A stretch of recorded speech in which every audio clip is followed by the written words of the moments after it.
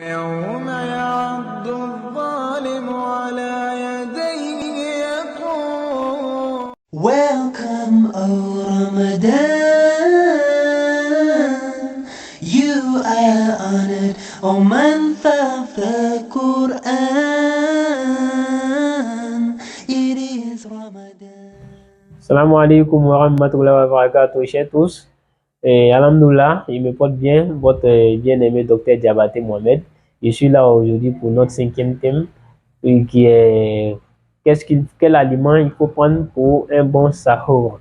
On a parlé la dernière fois de comment prendre le sahur et les critères pour avoir un bon sahur. Aujourd'hui, on va vous dire de façon plus ou moins spécifique qu'est-ce qu'il faut prendre comme le sahur. Aujourd'hui, c'est un peu parce que les gens n'ont pas les mêmes habitudes alimentaires. D'aucuns diront, ah, moi, si je prends le café à 4 heures, je ne peux pas gêner le jeûne, ça me fatigue. D'autres te diront, ah, moi, quand je prends la ticket, le jeûne me fatigue. L'autre va dire, ah, c'est quand je prends le riz, le jeûne me fatigue. Mais nous, pour rassembler toutes ces personnes-là, on va vous dire, ce qu'il faut prendre comme sahur dépend de chacun d'entre nous et de l'habitude alimentaire de tout un chacun. Et vous devez prendre des aliments, ayez toujours en tête ce qu'on va prendre, que ça doit être un aliment qui doit respecter aux critères qu'on a cités dans le premier cours, c'est-à-dire ça doit être une alimentation équilibrée. Une alimentation équilibrée, on a dit, c'est une alimentation qui comporte des macronutriments et des micronutriments à la fois. Donc, si vous voulez prendre votre tasse de café comme le sahur, ça doit être accompagné d'un élément protéique.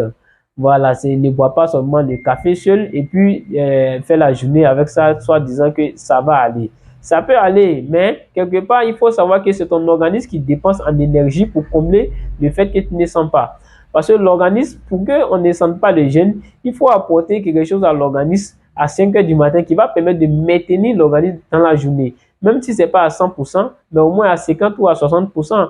Mais si tu n'apportes rien, soit disant que toi, tu ne sais pas, tu ne vas pas prendre le sahur, toi, si tu prends le sahur, tu ne peux pas gêner, ce n'est pas la bonne méthode. Donc, il faut manger une nourriture, même si c'est une nourriture lourde, surtout même d'autres le conseillent, mais pas en quantité très exagérée. C'est l'exagération qui va créer beaucoup de problèmes parce que quand c'est des aliments lourds, ils sont digérés difficilement. Donc, ça prend le temps pour être digéré. Donc, ça dure dans le ventre par regorger, on ne va pas sentir le jeûne. Mais un aliment qui est digéré très rapidement, tel que le café qui est de l'eau avec le truc, qui va très rapidement, on va pisser et puis bon, tac, on commence à dépenser les énergies stockées par l'organisme. Il est probable qu'on ait faim ou on ait mal au cours de la journée. Et d'autres nourritures aussi qui sont légers selon nous, la bouillie à 4 heures du matin qui peuvent aller très rapidement, sont pas conseillés au premier plan pour le bien-être de l'organisme. Parce que le mois de Ramadan n'est pas un mois qui doit venir forcément pour te faire perdre en calories ou bien pour te faire forcément pour te rendre malade. Mais ça doit aussi être un mois pour prendre la santé. Parce que tu dois avoir une alimentation équilibrée pour ne pas que les dépenses soient plus exagérées par rapport à ce qui rentre. Donc, il faut être dans l'équilibre. L'équilibre alimentaire demande à ce qu'on ait des éléments protéiques, surtout dans notre alimentation.